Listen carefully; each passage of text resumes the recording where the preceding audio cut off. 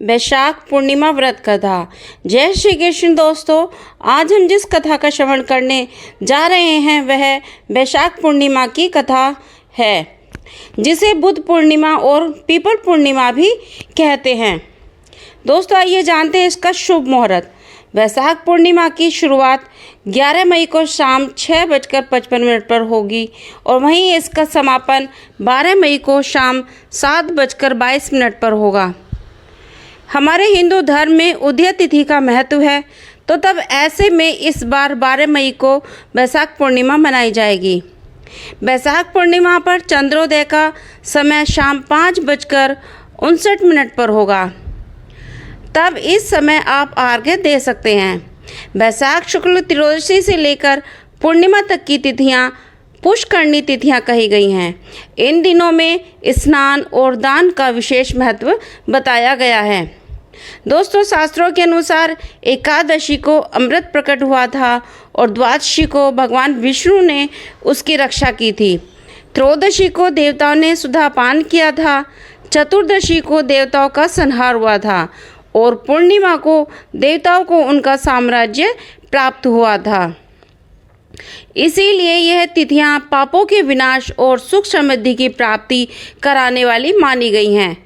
वैशाख पूर्णिमा के दिन मृत्यु के देवता धर्मराज की कृपा भी प्राप्त करने हेतु व्रत रखने और दान करने का विधान है। तब इस दिन जल से भरा कलश, छाता, जूते, पंखा, सत्तू और पकवान आदि का दान करना विशेष फलदायी माना गया है। दोस्तों, यह दान गोदान के समान फल देता है और धर्मराज की कृपा से व्यक्ति को अकाल मृत्यु का भय नहीं रहता है। दोस्तों, नारद पुराण के अनुसार इस दिन जितना अधिक दान किया जाए उतना ही शुभ फल प्राप्त होते हैं। तब ऐसे में ब्रह्मा जी ने वैशाख मास को समस्त मासों में श्रेष्ठ बताया है। इसीलिए यह मास विष्णु भगवान को अत्यंत प्रिय है। इस माह में हजारों श्रद्धालु पवित्र तीर्थों स्थान पर जाकर स्नान, दान व पुण्य कर्म करके मोक्ष की प्राप्ति का मार्ग प्रशस्त करते हैं। वैशाख शुक्ल पक्ष की पूर्णिमा को बुद्ध पूर्णिमा या पीपल पूर्णिमा भी कहा जाता है। इस दिन का संबंध न केवल भगवान बुद्ध से है, बल्कि यह दिन भगवान विष्णु को भी समर्पित है और पुराणों के अनुसार महात्मा बुद्ध भगवान विष्णु के 9वें अवतार माने गए हैं। दोस्तों, महात्मा बुद्ध के अवतार के बारे में कथा यह कहती है कि एक बार रानी माया देवी पूर्णिमा की रात को जंगल में फूलों की शैया पर सो रही थी। तब उसी समय आकाश से तीव्र गति में एक रोशनी सीधे उनके पेट पर पड़ती है, जिसके कारण वह गर्भवती हो गई और कुछ समय बाद उनके गर्भ से सुंदर बालक का जन्म हुआ था। दोस्तों, यह बालक कोई और नहीं था बल्कि भगवान विष्णु के अवतार भगवान बुद्ध ही थे। उनके जन्म के समय देवताओं ने धरती पर पुष्पों की वर्षा भी की थी और राजकुमार का नाम इन्होंने सिद्धार्थ रखा गया था, जिन्होंने संसार का मोह त्याग कर कठोर तपस्या की और भगवान बुद्ध के नाम से जाने गए। दोस्तों, इसी दिन भगवान बुद्ध को गया में ज्ञान की प्राप्ति हुई थी। इसीलिए यह दिन बहुत महत्वपूर्ण माना गया है। यह व्रत उपवास के साथ मनाया जाता है और भगवान बुद्ध की पूजा भी की जाती है। इस व्रत को करने से सभी पापों से मुक्ति मिलती है और सुख शांति प्राप्त होती है। वैशाख पूर्णिमा का व्रत संतान प्राप्ति के लिए भी किया जाता है। यह माना जाता है कि इस व्रत को करने से संतान की सुख की प्राप्ति होती है और घर में सुख समृद्धि भी आती है। इसका उपवास रखने से जीवन के सभी पापों का नाश होता है, साथ ही इससे सौभाग्य की प्राप्ति भी होती है।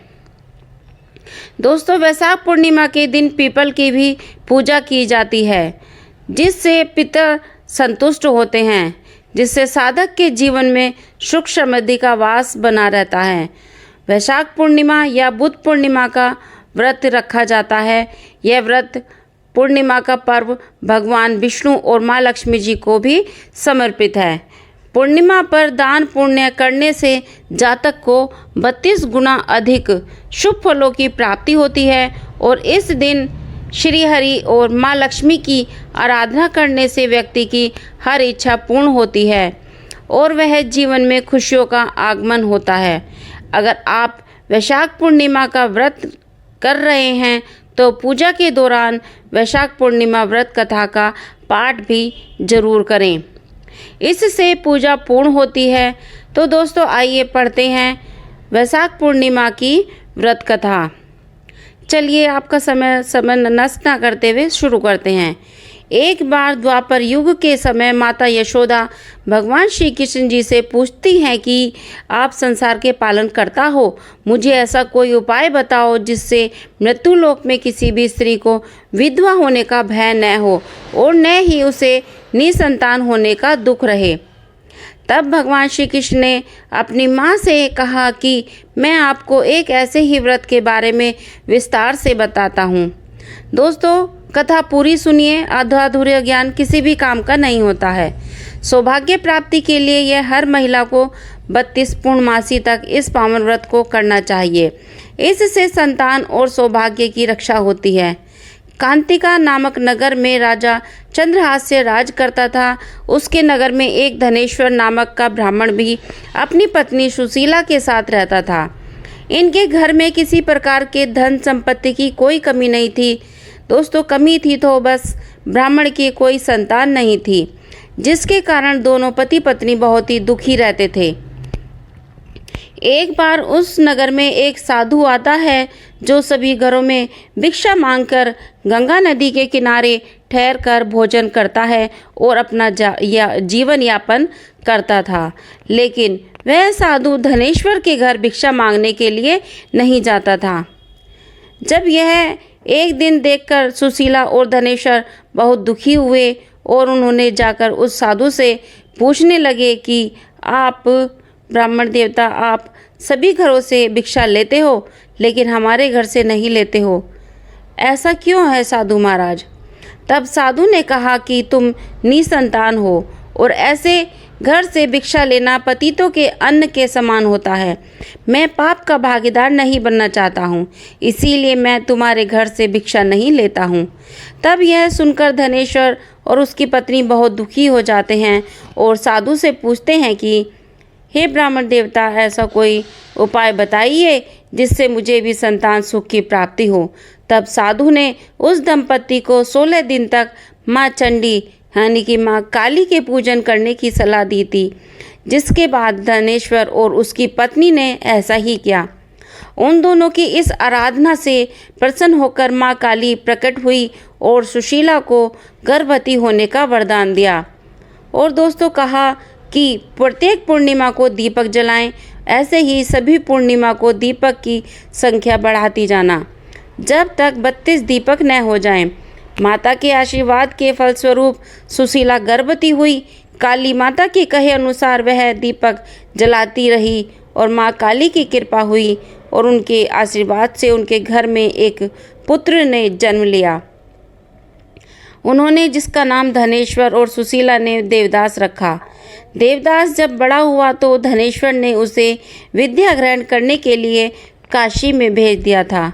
अब काशी में देवदास के साथ एक ऐसी अजीब दुर्घटना घटती है जिसके कारण धोखे से देवदास का विवाह हो जाता है। जब देवदास ने बताया कि वह अभी अल्पायु में है, फिर भी उसका विवाह जबरदस्ती करवा दिया जाता है।